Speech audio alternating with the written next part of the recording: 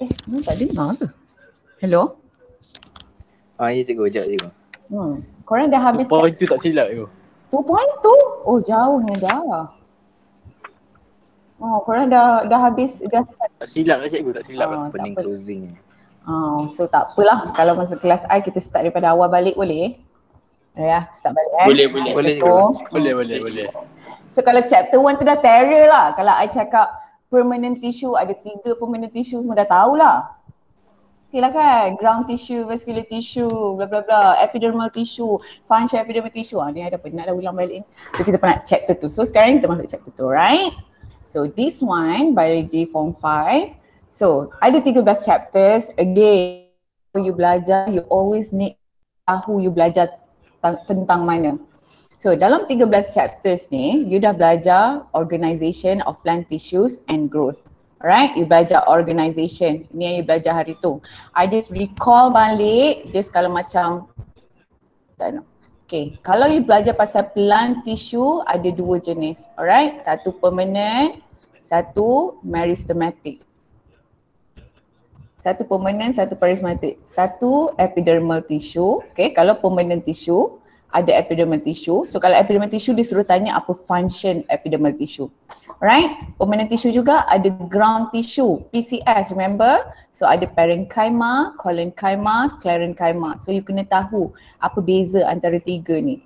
Okay, last kali epidermal tissue, ground tissue, vascular tissue. Vascular tissue paling senang, ada xylem dengan phloem. Yang I suruh you ingat adalah location xylem and phloem.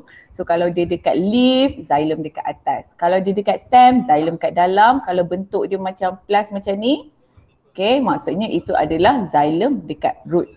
Alright, itu adalah permanent. Senang je. Lepas tu meristematic you belajar ada 2, apical dengan lateral. Apical involved in growth in primary growth in height. Okay, lateral involved growth in diameter. So bila cakap pasal apical meristematic tissue ni, you nampak lah ada different zone tu. Zone of division, differentiation dengan elongation and differentiation. Itu kalau apical. Kalau lateral, selalunya yang you belajar secondary growth. Alright, ni sepatutnya sebelum kita masuk chapter ni, ini you dah remember by heart dah ni. Tahun ni SPM kan? So kalau ni you dah terror, nanti dah nak revise balik ni dah macam chapter 1 dah senang dah. Okay. So bila lepas tu you dah belajar plant tissue, you belajar plant growth. Alright. Plant ada 3 jenis. Annual, biennial dengan perennial. So difference antara 3 ni yang you kena tahu adalah graph masing-masing. Graph annual macam mana, biennial macam mana, perennial macam mana. This simple je, ini cover chapter 1. So sekarang bila you dah belajar chapter 1, you dah belajar growth, you dah belajar plant tissue, you dah tahu xylem, phloem macam mana. Chapter 2 you akan belajar structure and function of leaf. So hari ni tak banyak punya belajar, sikit je I ajar. So next kita akan habiskan sampai chapter 2. Hari ni just introduction, very simple. Okay. So macam, okay, this like okay, dah okay ke ataupun masih lag lagi? Dah okay. Tadi lag lama ke? Macam tak lag juga. Oh okay, Asfar juga. Asfar punya internet. Kejap je. It's okay Asfar. Nanti kalau you rasa lag ke apa, I record ni, I upload dekat YouTube, nanti boleh tengok balik, okay? Okay, kalau I yang lag, you guys bagi tahu, okay? Okay, chapter 1. Alright, ni chapter 1 yang I ajar tadi, you dah belajar type of tissue, meristematic tissue growth curve. Ini settle. Alright, semua dah terror dah ni. Alright, so sekarang you akan belajar chapter 2. Ini adalah overview of chapter 2. Awal-awal you akan belajar structure of the leaf. Very simple. Then you akan belajar macam mana stomata. Alright. Okay. Macam mana leaf ni adalah jadi structure of organ of gaseous exchange, organ of transpiration, organ of photosynthesis, dan akhir sekali ni macam susah sikit pasal compensation point. Sekejap kan nak balik apa? Compensation point. So hari ni Okay, for the first class today, kita just akan tengok structure of the leaf. Nampak simple, soalan ni suka ditanya dekat soalan paper 2, soalan bahagian A paper 2. So, I nak you remember by heart. Alright, very simple. Structure of the leaf. Alright, kenapa arrangement, selalu leaf arrangement dia macam ni, kita panggil mosaic.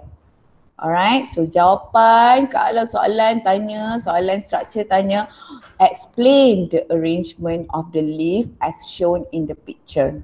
So you cakap ayat dia selalu maximum, okay, kena ada ayat ni, maximum absorption of sunlight. Alright, the arrangement of the leaf like this is to ensure maximum absorption of sunlight. So leaf dia akan cuba sedaya upaya supaya tidak berlapik antara satu sama lain sebab dia nak dapat maximum. Okay, this is the key point. Alright, structure of the leaf very easy. Ada petiole, lamina, yang ni je you kena ingat. Lamina and petiole. Lamina and petiole. Kat bawah ada stomata. Lamina and petiole. Petiole, daripada petiole dia akan extend jadi vein. Alright. So kalau vein macam ni, monocotyledons atau eudicotyledons. Ni monocots ke eudicots?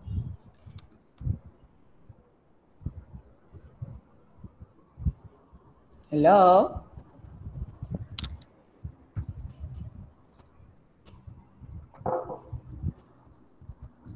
Dengar Kak cakap apa ni? Hello?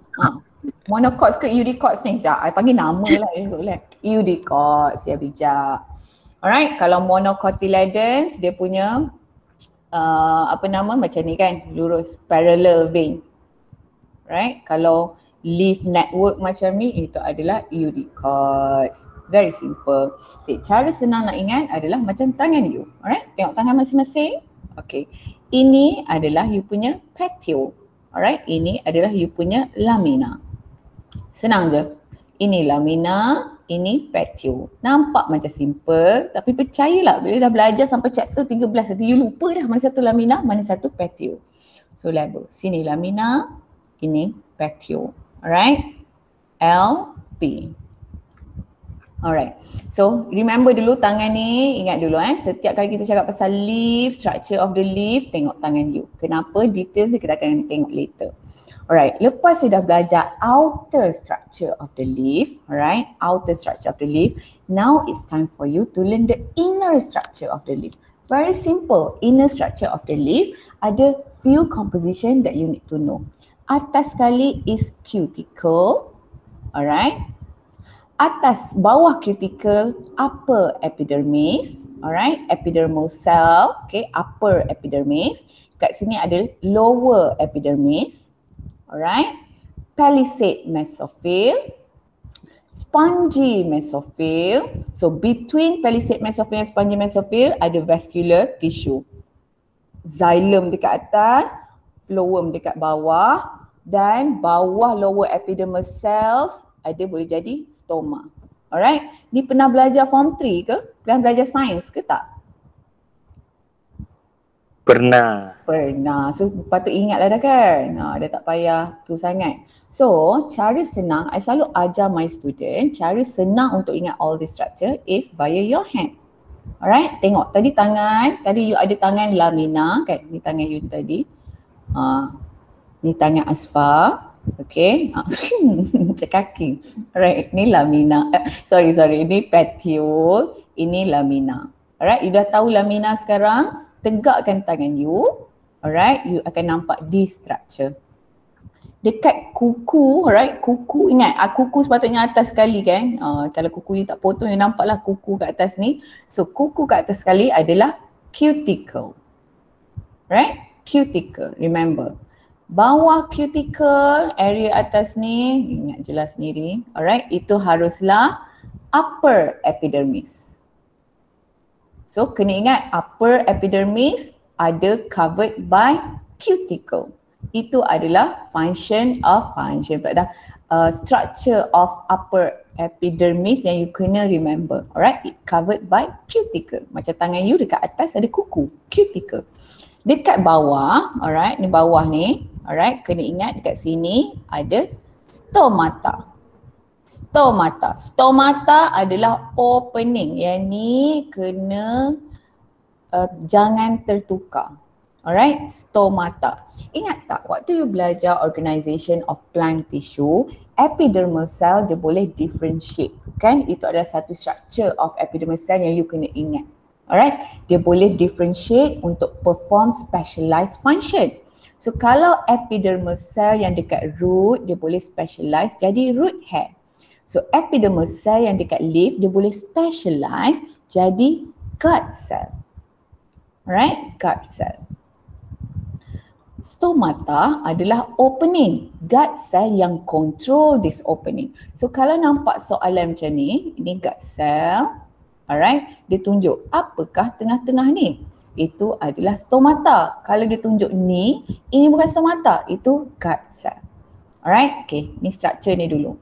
So tangan you, alright, tangan you, remember your fingers is tightly packed. Alright, dia panjang, elongated. Alright, elongated cell, tightly packed, which is very rapat-rapat. This need remind you to palisade cell. Alright, palisade mesophyll cell.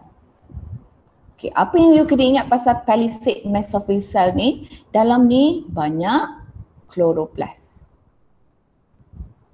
Okay, siapa ada tangan dia boleh conteng sekarang. Banyak chloroplast. Alright, between palisade mesophyll cell, dekat bawah ni kan yang palm you ni, kan bentuk apa nama dia, macam sponge kan, you punya palm ni. So itu adalah spongy mesophyll cell. Right, spongy mesophyll cell. So siapa ada pen ke apa, boleh lukis bulat macam ni, just remember atas xylem, bawah phloem. So whenever you see atau whenever you learn about plant, okay, remember daripada tangan, alright, tangan you atas adalah lamina, bawah adalah petiole. Okay, itu outer structure. Inner structure terus tengok tangan you kat sini. Atas sekali kuku adalah cuticle, lepas you ada upper epidermis, palisade mesophyll cell. Jari ni macam palisade mesophyll cell. Bila sebut jari kena ingat dia punya perpendicular, tightly packed and in abundance of chloroplast. Right, in abundance of chloroplast. Spongy mesophyll cell yang you kena ingat dia banyak air spaces. Sebab tu dia sponge. Right, ada banyak air spaces. Okay. Bawah ni dekat you punya nadi ni kalau potong bunuh diri, jangan. Alright, kat bawah ni itu adalah you punya stomata. Boleh? Does that make it easier? Boleh. Boleh. Yes. Alright, so sekarang bila whenever you nampak this structure, you tak tahu ni apa, tengok balik tangan you. So by remembering this, you akan lagi senang nak ingat.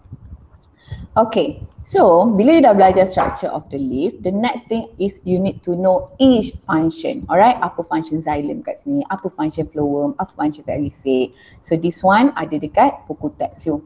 Alright, kita just cover a bit lah. So cuticle, kuku you, tengok kuku you sekarang. So dia ada wet seal, waterproof. Paling penting adalah transparent. Alright, paling penting adalah transparent. Function dia satu je, reduce excessive loss of water. Okay, bila sel ni tadi, arrangement dia macam ni, alright, bila arrangement dia macam ni, dia akan kena direct sunlight. So, walaupun dia perlu sunlight, okay, ini akan buat dia panas. Jadi water akan hilang through transpiration. Okay, jadi to reduce that, dia cover bahagian atas ni, epidermal cells ni dengan wet seal cuticle supaya dia tak hilang water through epidermal cells dekat atas. Okay, dia boleh hilang kat bawah je, kat stomata. Itu adalah function of cuticle. Alright, upper epidermis. Alright, yang paling ingat kalau upper epidermis dia kena cover dengan cuticle. Alright, it's located on the upper surface, does not contain chloroplast. Alright, does not contain chloroplast. Kenapa tak perlu contain chloroplast? Alright, sebab function dia adalah untuk upper layer. Ingat tak, epidermal cells tu function dia adalah untuk melindungi, protect against injury. Jadi bila macam nak suruh buat fotosintesis, kata pahal lah, bukan dia masalah aku, bukan kerja dia je. Tak boleh macam tu. Jangan jadi seperti upper epidermis. Dia tak nak letak any chloroplast sebab dia tak nak buat fotosintesis. Sebab fotosintesis function palisade mesophyll. Alright, so lower epidermis kat lower surface, macam cakap tadi nama this layer ada stomata. Alright, stomata adalah plural. Okay, kalau ditunjuk satu stoma, lebih daripada satu, dua, tiga, kita panggil stomata. So each stoma is guarded by pair of guard cells. Alright, this one very easy. This one je soalan suka tanya. Yang atas tadi dia jarang lah tanya soalan structure. But this one dia suka tanya. So palisade mesophyll. So kalau cakap palisade mesophyll, you have to remember tengok you punya jari. Alright, tengok jari. So satu jari you arrange vertically, right? Arrange vertically, bukan horizontal. Vertical macam ni, horizontal macam ni. So jari you macam ni kan, vertically. So arrange vertically. Satu lagi, closely pack. Right? Arrange vertically, closely pack. Sebab tu I suka tunjuk macam jari. So arrange vertically, panjang-panjang, closely pack. So satu lagi, you kena cakap many chloroplasts. Tiga structure of palisade mesophyll yang you kena ingat. Alright, okay. Alright. So, tiga structure. Satu, arrange vertically, macam jari you. Closely pack, rapat-rapat. Lepas tu sebab tu I suruh conteng banyak-banyak kat sini. So, supaya you ingat. Closely pack with chloroplast. Itu adalah palisade mesophyll. Spongy mesophyll dekat palm you, yang lembut-lembut tu. Alright. So, you kena cakap, okay. Many intercellular air spaces. Alright, many intercellular air spaces. Ni saya cakap tadi kan, banyak air spaces. Okay, this one pun boleh ingat lah. Irregular shape. Alright, irregular shape. Dia tak macam palisade mesophyll. Palisade mesophyll memang bentuk dia macam jari you macam ni je. But spongy mesophyll dia irregular. Ada yang besar, ada yang kecil. Kenapa arrangement dia macam ni? Supaya dia ada air spaces. Alright, function dia macam tu. Kenapa ada air spaces? Supaya senang carbon dioxide and water absorption. Alright. So, it can ease carbon dioxide and water absorption through the leaf to palisade mesophyll cells. Alright, dia macam wingman lah untuk palisade mesophyll. So, palisade mesophyll ni dekat dalam ni ada chloroplast. Jadi, kalau dia nak buat fotosintesis, nanti you belajar pasal fotosintesis, dia perlu carbon dioxide. Dia perlu keluarkan apa nama dia? Oksigen. Dia perlu keluarkan oksigen. Jadi di semua benda ni kena pass through dalam ni dulu. So kalau dalam ni closely packed, payahlah carbon dioxide nak masuk ataupun oksigen nak keluar. Jadi sebab itulah ada spaces dekat bawah ni, dekat spongy mesophyll cell. Alright, vascular bundle. Alright, vascular bundle, remember dia bulat dekat sini. Alright, ingat atas xylem, bawah phloem. Atas xylem, bawah phloem, atas xylem, bawah phloem. Jangan lupa. Alright, kalau tunjuk structure, kena ingat structure tu. Alright, so function of vascular bundle macam biasa, you dah belajar dah pasal tisu ni. Xylem transport water and mineral salts daripada root to the leaf. Okay, walls of xylem lignified. Ni some, alright, usually lah dia lignified. Sama macam kalau kita cakap lignified ni, you kena ingat ground tissue kan, sama juga kan. Ground tissue yang mana yang highly lignified? You ada PCS. Right, yang mana yang lignified macam xylem juga? Parenchyma. Bukan parenchyma sayang. Parenchyma ni paling muda. So ingat tak I cakap paling senior. Alright. Macam you sekarang, you form 5, you senior. Jadi bila you senior, you banyak lignin. Alright. Lignin. Macam ni lah, nanti bila form 1 masuk macam korang tak banyak lignin macam kita orang sclerenchyma, kita orang senior. Jadi kita orang banyak lignin. Alright. Sama macam xylem. Kenapa sclerenchyma paling banyak lignin? Sebab function of sclerenchyma adalah sama macam xylem untuk provide mechanical support. Kalau parenchyma ni, kalau form 1 baru masuk ni baru muda lagi, alright? Pucuk muda lagi parenchyma. Very muda, so dia tak perlu support, alright? Dia waktu kalau macam ground cell, parenchyma ni function dia adalah untuk simpan makanan. Okay, jadi kena ingat bentuk parenchyma macam mana, collenchyma macam mana, sclerenchyma. Alright? So ni soalan favorite, soalan objektif. Jadi always remember by heart. Itu adalah xylem. Right? Ni bulat ni, xylem dekat atas. Ni xylem. Dan flowworm. Flowworm haruslah organic substances. Okay. The movement, the transport of organic substances ni kita panggil translocation. Alright? Translocation. Kalau xylem, okay, bila dia carry water tu, very easy. Alright? Sebab water molecules, dia dalam chain macam ni. Alright? So senang je, dia just macam naik kat straw. Itu function xylem. Tapi flowworm, organic substances in the form of glucose, payah tau nak angkat. Alright? Dia tak ringan macam air, dia besar. Okay? Jadi nanti the transport ataupun the transport of organic substance yang kita panggil translocation ni, you akan belajar later. Alright, transportation. You akan belajar dekat chapter 4. Kenapa I cerita sekarang? Supaya you rasa macam, yang ni lah you akan belajar later. Just I bagi apa, trailer dulu. Apa yang you akan belajar. Exciting tak?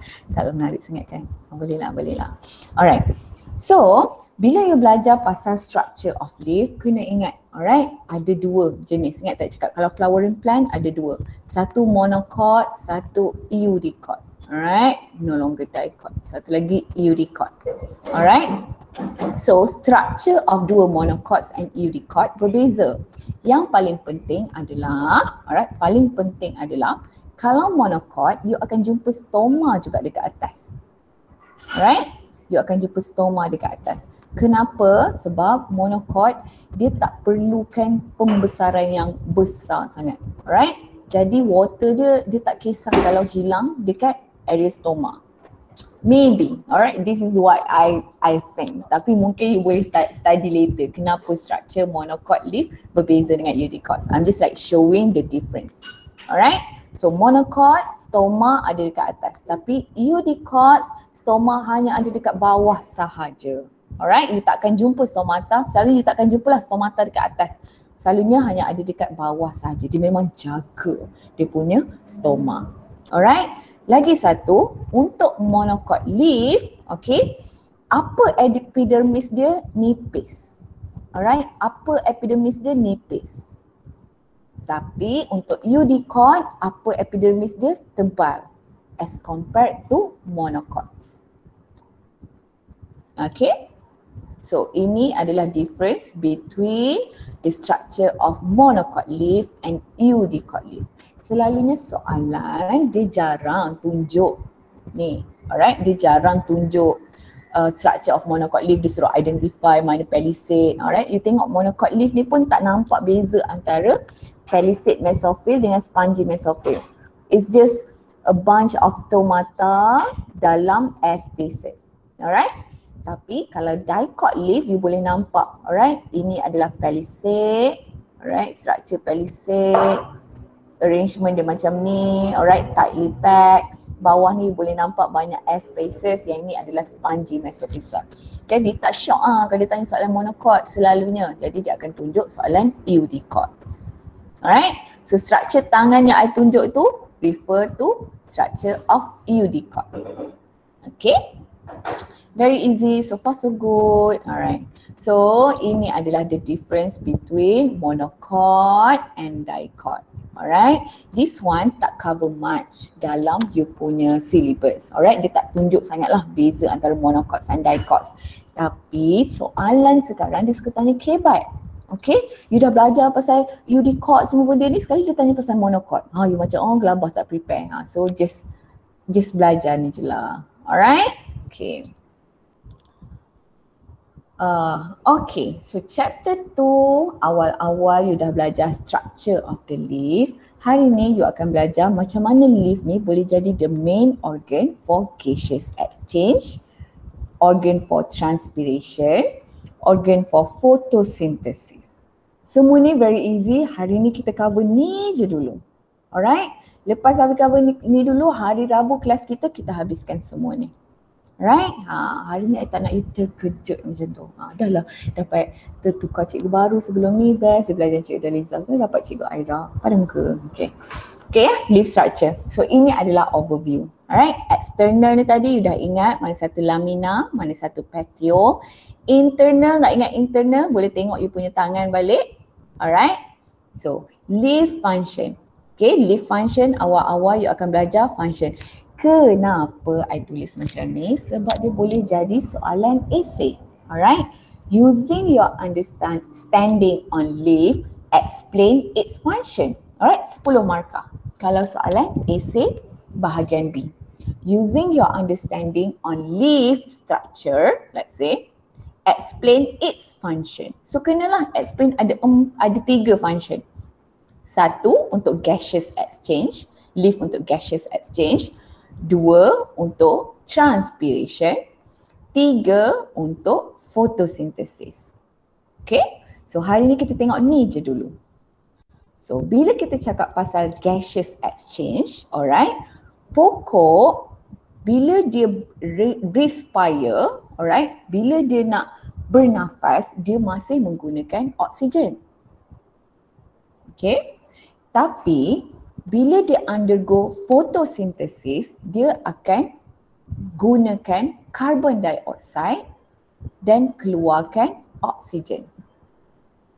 Okay? Jadi dia perlu balance between these two. This balance of gaseous exchange ni controlled by gut cell. Alright, controlled by gut cells. Kenapa ada dua ni? Okay. So, bila kita cakap controlled by gut cells ni, you kena belajar the first thing adalah mechanism. Alright? You kena belajar mechanism of stomatal opening and closing. Oh, kejap. Sabar. This one, sebab syllabus you a bit different, so I need to ni balik yang dia guna. Sabar, kejap. Sampai sini je. Don't worry, very easy. So, you kena belajar first sekali adalah mechanism sahaja. Tapi, nak belajar mechanism ni, alright, ada few things that you need to know. Satu adalah, sabar. Okay, things that you need to really understood. Satu, water potential. Satu, solid potential. Okay, remember semua ni you belajar, right? Movement of substance across plasma membrane. Jadi ini adalah tajuk tingkatan 4. I tak nak you terconfuse between water potential dengan solid potential. Alright, so water potential, so dalam ni let's say siapa panggil nama kejap Haziq Amin. Contoh kan, sabar. Alright, contoh Haziq Amin, dia bangun pagi kelas bio, dia nak buat air Milo. Okay, dia nak buat air Milo. Jadi bila dia tambah air Milo, dia letak dalam ni air sahaja. Alright, so dalam ni hanya air kosong sahaja, air sahaja. Jadi bila air sahaja banyak kat sini, kita panggil banyak water molecules, right? Jadi water potential akan tinggi.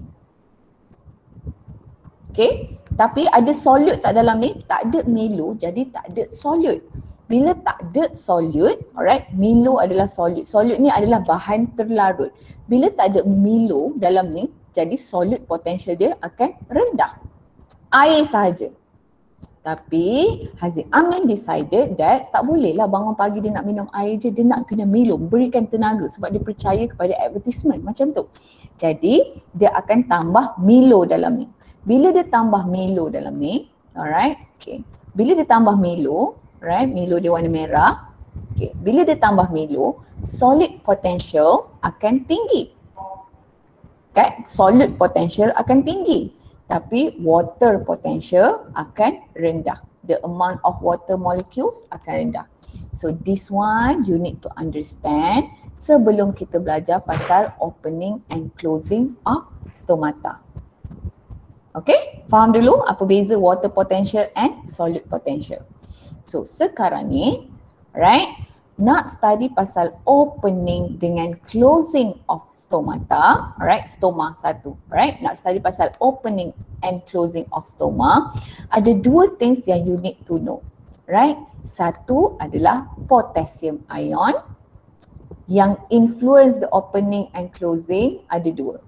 Satu adalah potassium ion, payahnya nak tulis, alright. Satu lagi adalah sucrose concentration.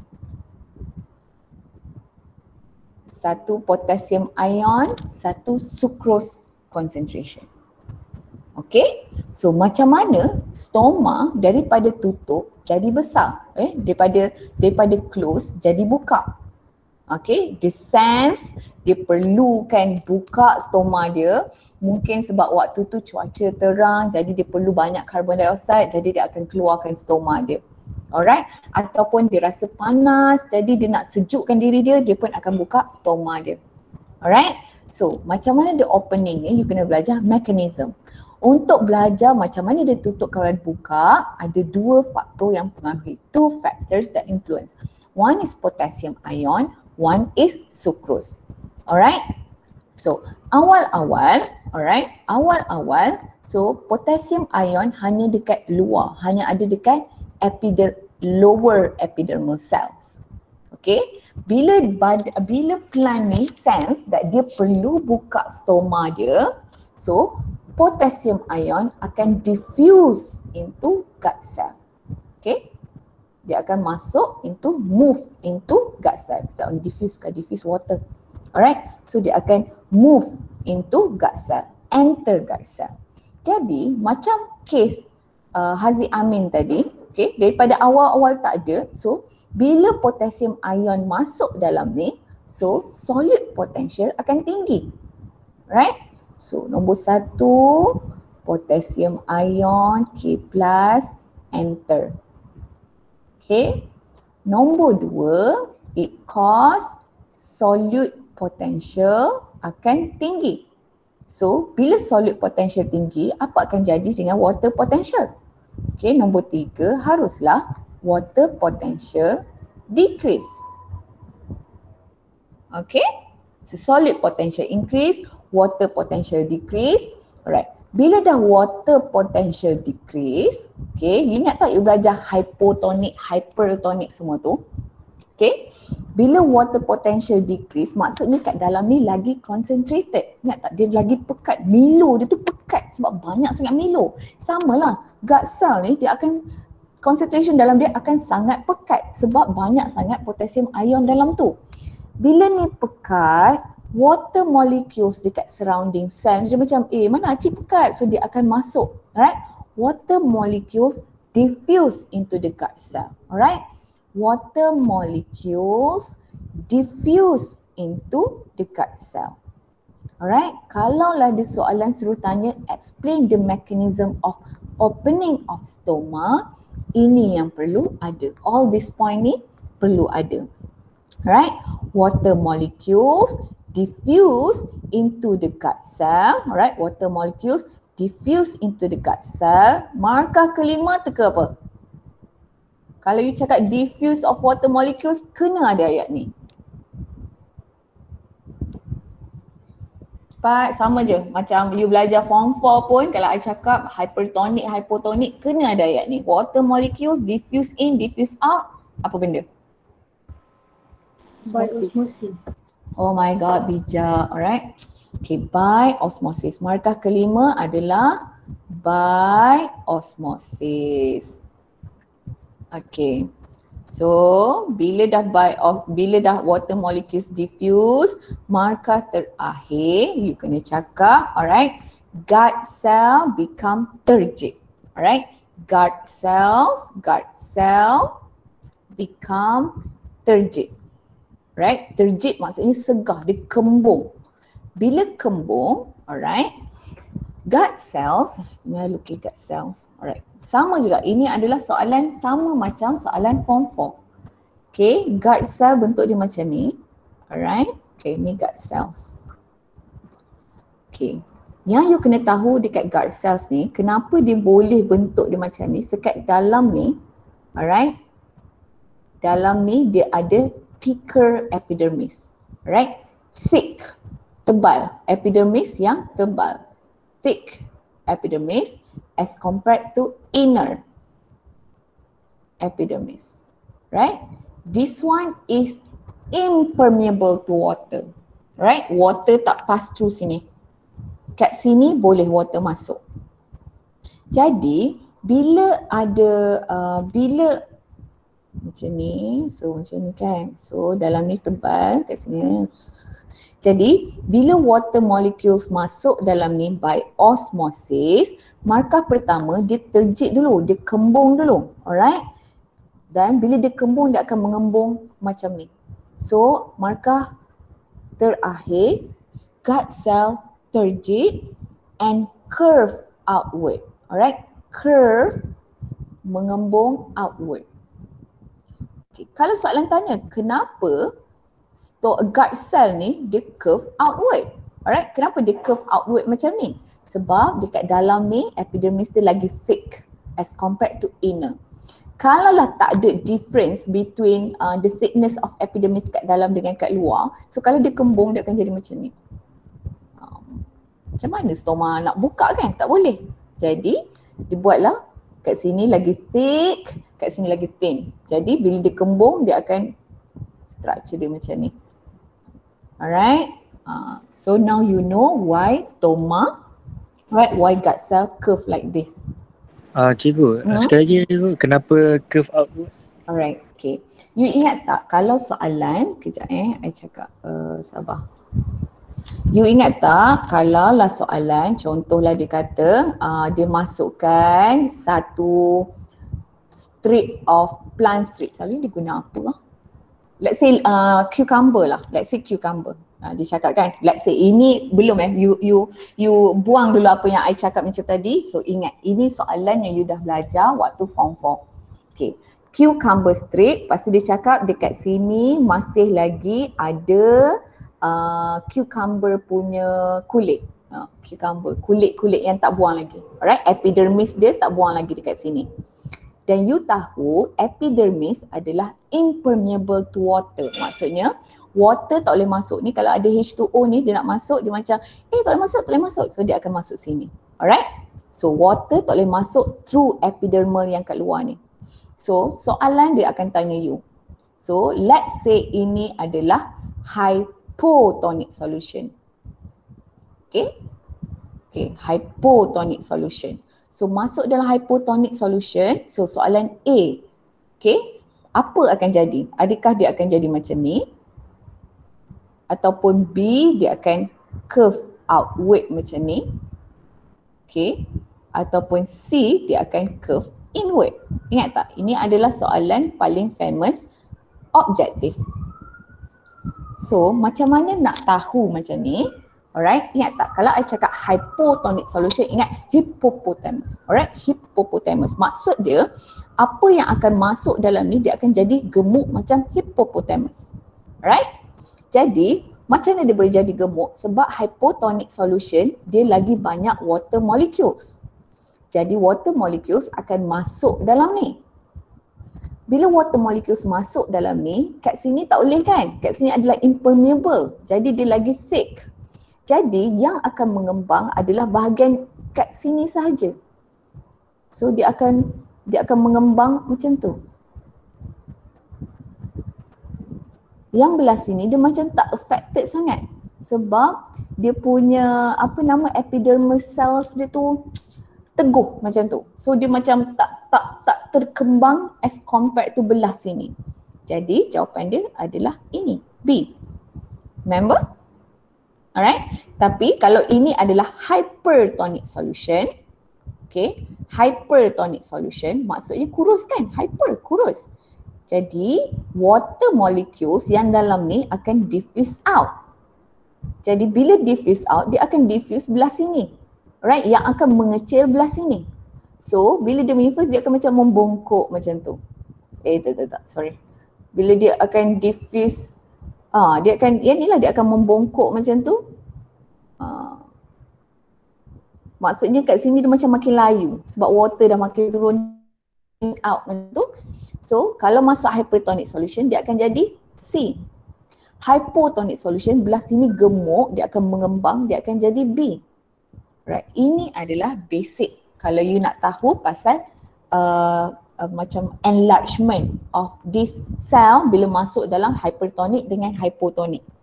Okay, maksudnya epidermal cell dekat sini memainkan peranan whether the plant strip ni akan curve inward, alright, this curve inward atau curve outward. So bila bentuk C macam ni, maksudnya dia curve outward, kan? Melengkung keluar. Sebab dia gemuk, so dia melengkung keluar. Yang ni dia macam nak kurus, jadi dia melengkung ke dalam. Okay, sama macam guard cell ni tadi, alright? Guard cell awal-awal dia just bulat macam biasa. Macam ni je, alright? Tapi dekat dalam dia ni, dia ada thicker epidermal cell. Right, dia lagi thick. Right, macam gambar ni. Macam sini, dia lagi thick daripada dekat luar. Bila water molecules masuk dekat dalam ni, alright, dekat luar ni dia akan mengembung keluar. Tapi dalam ni dia macam tak bordered. Alright, dia just akan mengembung sikit as compared to luar ni. Sebab itulah bila dia terjit, term dia adalah curve outward, mengembung keluar. Okay, so kalau soalan tanya why it curve outward macam tu, sebab ada the difference in the thickness of epidermis. Kat dalam ni tebal, kat luar ni nipis. Alright, tu tak ada sini this epidermis, no, it's just like plasma membrane I think. Alright, so macam maksudnya you cakap the presence of thick epidermis dekat inner side of the gut cell. Sama juga, alright, itu I cakap tadi pasal potassium ion. So, satu lagi yang memainkan peranan adalah sucrose, the presence of sucrose concentration. Okay, sucrose dibuat, alright, sucrose dibuat waktu fotosintesis, alright. Macam mana nak buat sucrose ni? Nanti you akan belajar later macam mana kita buat, alright. Okay, macam mana plant ni buat fotosintesis, macam mana penghasilan, you akan belajar light reaction, dark reaction, NADH, tu payah sikit. Sekarang ni you just tahu je, waktu fotosintesis dia buat makanan dia sendiri, makanan in a term of sucrose, right? Jadi bila ada light, right, bila ada sunlight, okay, tulis dulu, bila ada sunlight, sekejap, I ambil. In the presence of light, nombor 1 you tulis ada light, jadi buat fotosintesis. Fotosintesis, bila dah ada fotosintesis, sucrose concentration akan tinggi. Alright? Bila ada fotosintesis, sucrose concentration akan tinggi dekat dalam gut cell ni. Alright? So sucrose concentration akan tinggi kat dalam gut cell. So bila sucrose concentration tinggi, macam biasa, sucrose ni adalah you punya solute potential, right? Okay. Sucrose concentration tinggi. Sucrose ni macam Milo Haziq Amin tadi. So water potential akan decrease. So benda yang sama happen, sama je macam ni. Alright, you ikut je. Water molecules daripada epidermal cell diffuse by osmosis. Alright, nombor 4, gut cell become turgid and curve outward. So sorry, akhir sekali adalah bila upward, akhir sekali stoma open.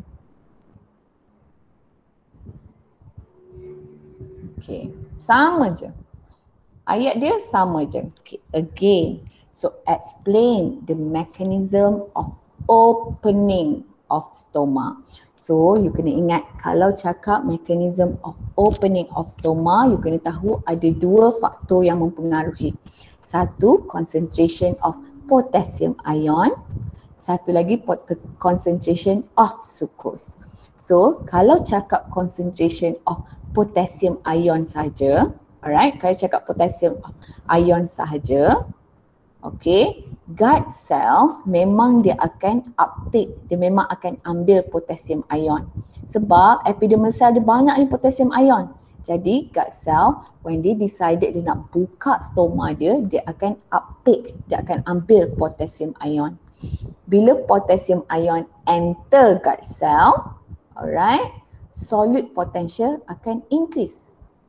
Water potential decrease. Jadi yang kat dalam ni akan jadi hypertonic as compared to epidermal cell. Sebab dia banyak potassium ion. Alright, bila dia pekat kan dia jadi hypertonic. Jadi water molecules diffuse into the gut cell by osmosis.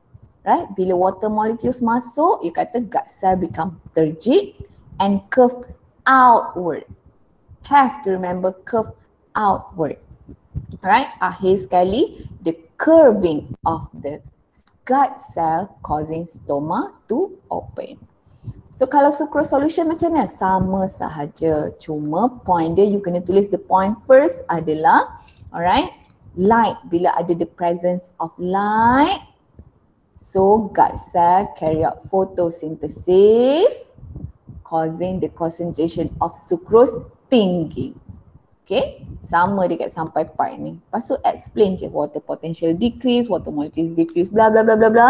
Sampai akhir sekali you dapat stoma open. Itu adalah macam mana the opening mechanism of gut cell, opening mechanism of stoma. Alright, gut cell tak open. Alright, gut cell just curve outward.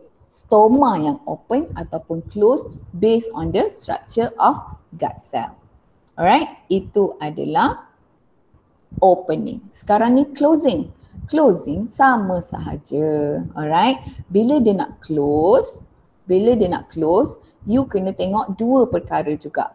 Satu adalah potassium ion K+, right? Satu lagi adalah sucrose. Okay, macam mana dia nak decide nak tutup? Mungkin nak tutup bila dah panas sangat, alright, dia takut air hilang, right? So jadi dia akan tutup stoma dia, right? Tapi tutup stoma maksudnya dia tak boleh nak buat fotosintesis dah. Sebab carbon dioxide tak boleh masuk. So pokok dia kena fikir sikit lah. Dia nak sejuk ataupun dia nak banyak makanan. Yang tu regulation tu you akan belajar later. Alright, macam mana pokok decide untuk open ataupun close stoma dia. Alright, K+, right, potassium ion tadi dah banyak dalam ni. Okay, so bila potassium ion banyak dalam ni, bila dia nak tutup, so potassium ion akan move out. Nombor satu, potassium ion K+ akan move out.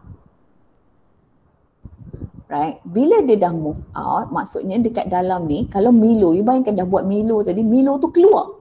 Bila Milo tu keluar, air tu cair kan? So bila Milo keluar, yang first adalah solute potential. Milo tadi adalah solute. Jadi Milo keluar, solute potential akan decrease. Okay, nombor 3.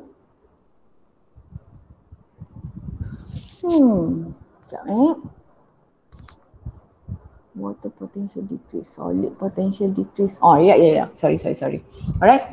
Okay. Bila Milo keluar tadi, solute potential akan decrease. Maksudnya the amount of solute inside of gut cell ni dah kurang. Jadi potential dia decrease.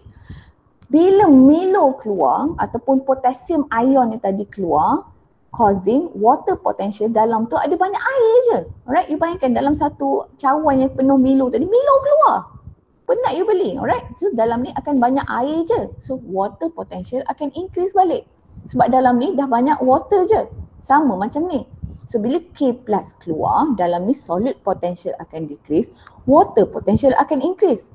Bila water potential increase, alright, water ni dia tak boleh duduk macam banyak je kat sini cair. So kat luar ni yang akan jadi hypertonic as compared to gut cell punya concentration. So water molecules dalam ni akan diffuse out. Bila water molecules diffuse out, ayat kedua kena ingat kalau cakap pasal water molecules je by osmosis. Alright. Kalau tadi water diffuse in, kita cause turgid. Sekarang ni water diffuse out by osmosis, dia akan jadi flaccid. Dia akan jadi flaccid. Layu, right? Bila flaccid, cause stoma to close. Okay. Kalaulah, alright, stoma to close. Alright. So kalaulah cakap pasal sucrose pula, sama saja. Cuma point you yang pertama, light tadi light ada kan, sekarang ni light tak ada. Bila light tak ada, alright, bila dah light tak ada, photosynthesis tak occur. Photosynthesis tak ada. So photosynthesis tak occur. Nombor dua, bila photosynthesis tak occur, sucrose ni tadi dia akan simpankan, dia akan bawa kepada flowworm. So flowworm yang akan translocate sucrose tu ke mana-mana other part. Jadi bila sucrose dalam ni dah tak ada, tu sucrose concentration akan low. Right? Sebab dia dah dibawa ke tempat-tempat lain ataupun dah digunakan dalam badan dia. So sucrose concentration akan low. Bila sucrose concentration akan low, ni maksud dia sama dengan solute potential low ni tadilah. Tapi sekarang you guna sucrose concentration. So sama je, water potential increase, water molecules diffuse out by osmosis. Water molecules diffuse out by osmosis, gut cell become flaccid, stoma closes. Alright? Is that easy? The mechanism of opening and closing of stoma. Cikgu. Mm-hmm. So kalau untuk mechanism closing dan opening ni, yang samanya dia punya solute potential lah. Sama je dia punya apa ya? Solute potential. Solute potential. Yes. Maksudnya kalaulah solute potential ni is just the concentration of bahan terlarut dalam ni. So kalau you cakap pasal potassium ion, alright? So you guna word solute potential. Kalau cakap pasal sucrose, alright, you just cakap sucrose concentration decrease, you tak perlulah mention pasal solute potential. Nak mention pun tak apa, boleh sebut juga solute potential decrease. Sama je. Solute potential decrease, water molecules increase. Cuma sekarang ni kita dah faham solute ni in the term of sucrose. Kalau potassium ion tak semestinya potassium je. Alright? So ada another solute yang termasuk dalam ni. Alright? Dia just general. Tapi sama je, boleh je. I mean untuk you punya level ni, you nak cakap solute potential for dua-dua pun terima saja.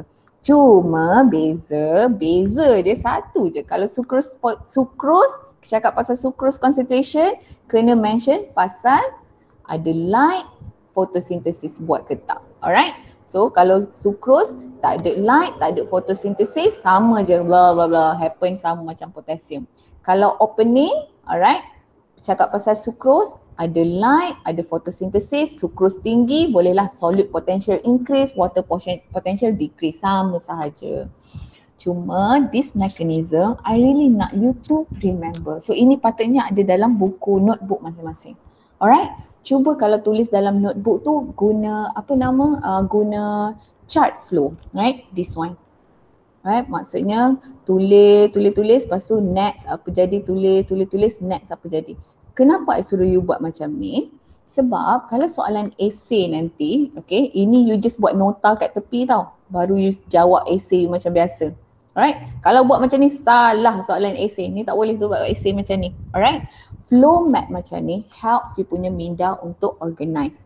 So kalau you ingat ni dengan ingat ni, alright, dalam ni you ingatlah solute potential increase, lepas tu you ingat stomata, alright, stoma open.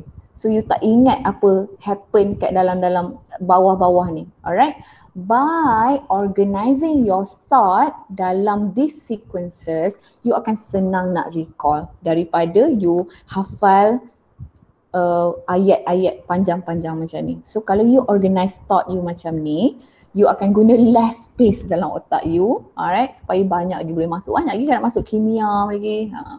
So I rasa today I stop sampai sini je dulu. Alright, mechanism of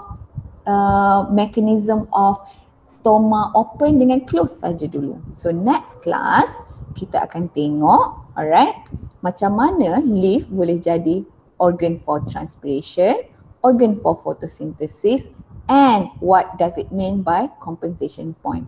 I hope next class kita dah habiskan semua chapter 2.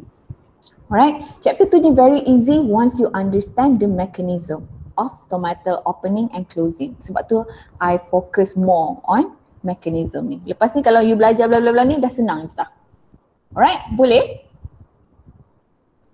Boleh. Okay. So can I stop now? I stop.